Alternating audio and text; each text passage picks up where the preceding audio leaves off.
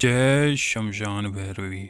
तो चलिए आपको बताते हैं माता काली की एक ऐसी अद्भुत साधना के विषय में जिसको करके आप सर्व सुख ऐश्वर्य मान सम्मान पद प्रतिष्ठा की प्राप्ति कर सकते हैं, अपने शत्रु का नाश कर सकते हैं, किसी तंत्र बाधा में है तो उससे छुटकारा पा सकते हैं।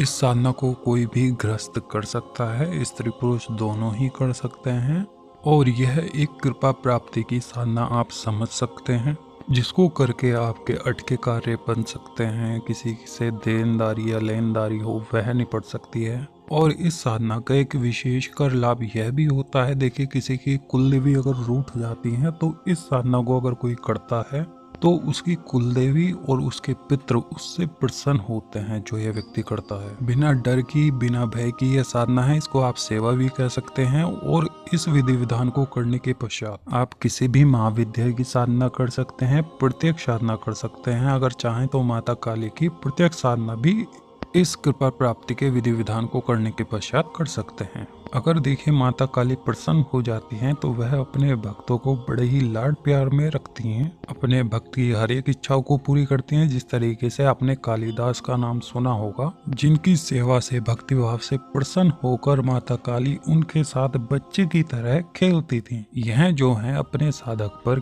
या अपने भक्त पर किसी भी तरह का तंत्र नहीं चलने देती हैं। अगर साधक या साधिका के अनेकों शत्रु हैं तो वह भी इस साधना को कर सकते हैं। जिनकी भी मनोकामना या इच्छाएं पूरी ना होती हों वह भी इस कृपा प्राप्ति विधान को कर सकते हैं। जिन लोगों का काम धंधा नहीं चलता है, व्यापार नहीं चलता है, वह भी सेवा भाव वाली साधना को कर सकते हैं। करने का फल यह होगा कि आपकी उन्नति होगी, तरक्की होगी। जो भी देखे माता काली के सेवक होते हैं या उनकी सेवा करते हैं, उनके विधि विधान करते हैं, उनकी एक यह भी विशेषता होती है कि वह जो कार्य बोलते हैं वह होते जरूर है, यानी स्वतः ही उनको वाणी सिद्धि प्राप्त हो जाती है।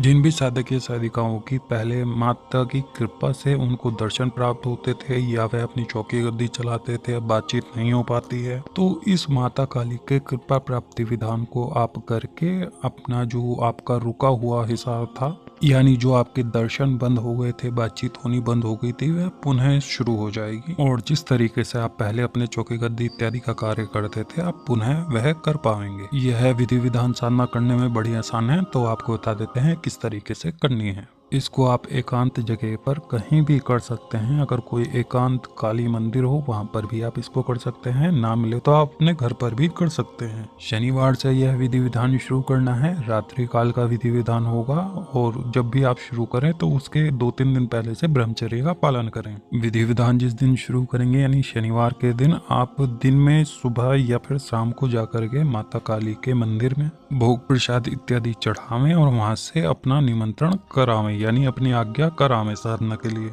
अपना विधि विधान के स्थान को, साधना के स्थान को पहले ही साफ सोच रखें और लगभग 9:30-10 बजे के बाद रात्रि में इस विधि विधान को शुरू करें। वस्त्र चाहे तो साधक लाल धारण करे या फिर काले कर सकता है। साधक का जो मुख रहेगा वह दक्षिण की ओर रहेगा और जो इसमें पूजन करना है माता काली का वह 16 पूजन करना है। पूजन कर लेने के पश्चात आपको इस विधि विधान का संकल्प लेना है। तो संकल्प में आप 21 दिन का संकल्प भी ले सकते हैं और 11 दिन का भी संकल्प ले सकते हैं। कहने का मतलब यहाँ पर यह है कि जैसे जिसका जितना समय खराब हो वह उतने ज्यादा दिन का संकल्प लेवे। संकल्प करने के पश्चात जल जमीन पर छोड़ने के बाद आप अपने मूल मंत्र का जाप करने से पहले अपने इष्ट मंत्र का जप कर लें। एक माला शिव मंत्र का कर लें और एक माला गणेश मंत्र का जप कर लें। उसके बाद मूल मंत्र का जप करें। मंत्र इसका काफी बड़ा है इसलिए 5 माला ही जप का संकल्प लें और यथाशक्ति आप 11 माला का जप भी कर सकते हैं। विधि विधान समाप्त के बाद आप अपना जाकर के सो जाएं। सुबह सभी सामग्री को इकट्ठा करके कहीं रख लें सुरक्षित। और जितने दिन का आपने संकल्प लिया था उतने दिन आप इस विधि विधान को करें और करने के पश्चात जब आपके दिन समाप्त हो जाए तो सभी पूजन सामग्री का आप विसर्जन कर दें। जो इसमें मंत्र जप करना है वह प्राण प्रतिष्ठित सिद्ध रुद्राक्ष की माला से करना है और रोजाना एक नींबू भी रखना है। विधि विधान की अवधि के दौरान आपको कुछ स्त्रियां दिख सकती हैं जो कि परछाई के रूप में आपको देखेंगी। आपकी सेवा से अगर माता प्रसन्न होती हैं तो आपको माता के सूक्ष्म दर्शन भी प्राप्त हो सकते हैं। रोजाना जो आपको मंत्र दिया जाएगा उसकी एक माला आप जप कर लिया करें नित्य।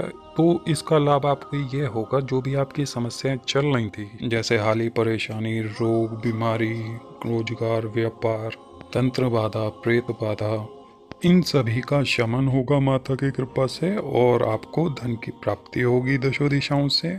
आपकी आर्थिक उन्नति होगी, आपको पद प्रतिष्ठा की प्राप्ति होगी। माता के द्वारा आपका मार्गदर्शन किया जाता है, आपको उनका सानिध्य मिलता है। तो जिनको भी यह विशेष साधना विधि विधान करना हो वह हमसे संपर्क कर लेंगे और इसका संपूर्ण विधि विधान हमसे प्राप्त करके इसको करेंगे। तो चलिए आपसे मिलते हैं नेक्स्ट वीडियो में, तब तक के लिए नमस्कार।